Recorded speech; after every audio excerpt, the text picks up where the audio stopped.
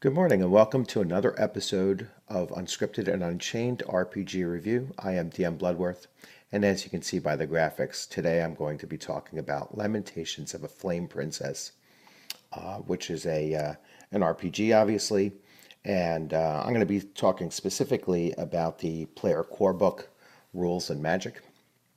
I don't have any of the other books in this series, at least not yet. Little bit of personal knowledge of this game. I've been hearing about Lamentations now for a better part of a year, and in the communities that I visit the most, which are OSR communities, this book seems to be held up as the you know one of the benchmarks of or the best representations of the OSR movement. And, I've been kind of remiss in not having, picked up a copy of this beforehand. I picked this one up around a week and a half ago or so. So, picked it up on hardcover, and as you can see, it's a small little volume. And as I started looking through it, I was looking through this book for really two purposes. Number one, I wanted to, learn about the system, and the second purpose was to see, basically what's all the hype about. And so let me start turning through the book and switch views here, and we'll take a little bit of a dive into this. All right, so here we have, let me just straighten this out a little bit. So here we have the book. And one of the first things that you'll notice when you open up this small hardcover is that, they utilize the space very well as far as putting price lists on the inside, cover here. So it's kind of easy access, and the back cover you have movement and encumbrance, mounts, saving throws, melee weapons, attack bonuses. So you have a lot of charts, on the both the front inside cover and the back inside cover. So going to the games now, first of all, the game is written by James Edward Radke, the fourth, and it's a weird fantasy RPG. All right, so, and going through the contents, you'll see that there's character generation, a summary of how to go through it, which is actually nice. It's I haven't seen this in other games where they'll have how you do it, but then they'll have a small summary section to make it a little bit of a quick reference. Very standard, very standard scores, and means of rolling up the scores. So you roll 3d6 for each ability in order and record them on your character sheet. So, that's something of a little bit of a, something that you don't see that often where they say you put them in the order, and then a player can decide to swap the position of one ability score that was rolled with another. So it's giving your it's giving your characters a little bit of a uniqueness to them, where yes, your fighter might have a higher strength if you swap it out, but they're certainly not going to have their best scores in strength, constitution, and dexterity, which is usually what you'll see in most RPGs, where you get to place your attributes as after you've rolled them. So he goes through the explanation of each of the attributes. Very very simple. Hit points. What he does here is he has the minimum hit points that you can have. So when you roll the die at first level to determine what the character's hit points are, if you don't meet the minimum, you'll end up with the minimum plus your Constitution bonus. All right, and And so that's, something there as well. Choosing your name. So each of the classes has their page here. So the cleric, the magic user, and there's art throughout, pretty interesting art. Uh, I'll I'll give some shout out to the artist. Let's see. The layout and typography is by Matthias Wickstrom, and I'm looking for interior art. Illustrations by a number of people, so you can see all of the illustrators here. So, anyway, magic user. Dwarf as a character class, which is something that's definitely a throwback to D&D First Edition. Not a D&D First Edition, but the red box. An earlier version. Same thing with the elf. Elf as a character class, halfling as a character class. Then we go to equipment lists, and you go to lodging, and the reason why, and services, and the reason why I'll come back to why I'm pointing out the fact that there's lodging. The rules of the game, so architecture, climbing doors, excavations, experience points, defeating enemies. So they start going into some of the rules as far as doing damage, taking damage, disease, hazards, languages in the game, healing, mapping. Well, healing's on this side. You don't see that. Healing, mapping, movement encumbrance, which is over here. And, that's also on the back cover that I showed. Searching for items, traps, tinkering, swimming, stealth. That's on the other page that you can't see. Maritime adventures. So there's a section on maritime adventures.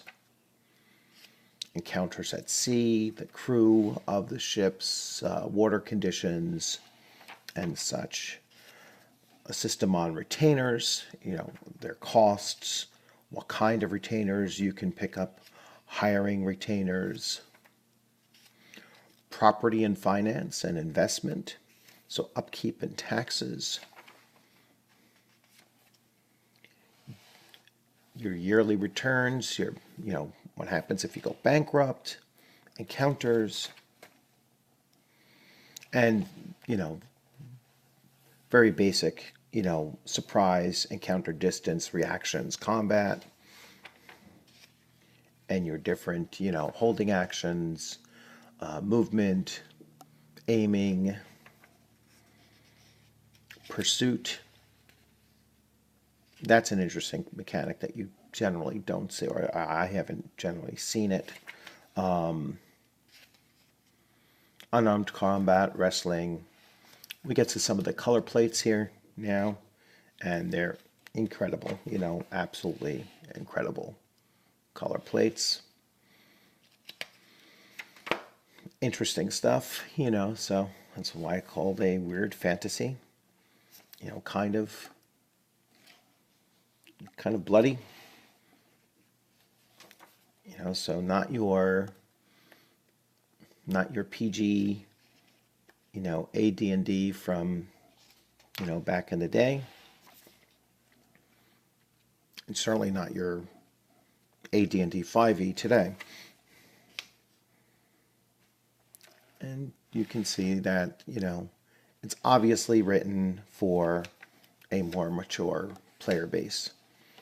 So then we go into cleric spells, magic users, and, magic users creating their scrolls and, researching spells, creating potions, and other, having libraries, then the spell lists.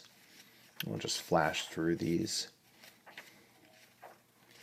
And once we get out of here, out of the spells section, I'll just flip through and get to the next section in the book. Another incredible picture. Still on spell descriptions. Still spell descriptions. All right, so we go to the glossary, which is very simple. Firearms. So there are firearms in this game. So interesting for a for a fantasy, but this is a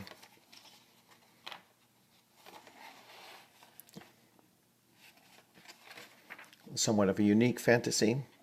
So as I went through this book, remember my intent was to look through this and to see what was so special about it. And I didn't come up with any particular system within this game that I was like, wow, that's really unique.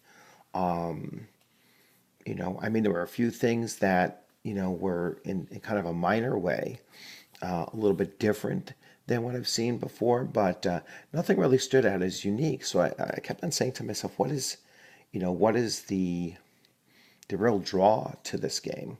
And it's the reason why I brought out the option of lodging just a few moments ago, and the whole section that was on property and finance, and water adventures or at sea adventures, and ultimately what I came away with was that it is, even though where it's not incredibly unique, it has everything that your characters could go through. It's setting up things about what your characters are doing when they're on an adventure, and then during that off time, what's going on in your characters' lives, when they're not adventuring, and the book is really quite complete as far as that's concerned. I mean, so, the player core book is, this is very character centric, and you can develop your entire character, just from this one book. Now, the thing that kind of surprised me was that there's like there's no examples of any kind of critters or creatures or monsters or anything like that in this particular book. And I didn't realize it at the time, when I bought this, that there isn't really there isn't like a set of core books like you might be used to seeing, where there's a separate monster manual, and then there's a player's manual, and then the GM's guide. There is the equivalent of a GM's guide, which includes the a series of creatures and monsters and stat blocks and those kinds of things. So that's really my next book that I'll purchase. That way I could start playing this game. You could, if you wanted to, play this just with this book, but all of your player characters' encounters will be in opposition to other characters that you generate from this, so which might be interesting in it of itself, but the other way that you get access to those things is to buy adventure modules for it as well, which are also very readily available. So the uniqueness factor, I think it's just in its complete approach to character development and character play, and I'm really looking forward to actually getting into and running some adventures with this. I'll probably try to instead of GMing it, I'd probably try to play it as a player for a few sessions before I delve into actually writing adventures and creating my own campaign using this system. And plus, I have to wait until I get the next book in the series, which I wasn't aware I needed to get it beforehand. So I hope you enjoyed this video. I hope you're having a good weekend. And if you have any questions or comments, please feel free to leave your questions and comments. And I look forward to seeing you on the gaming screen sometime very soon. Have a good weekend.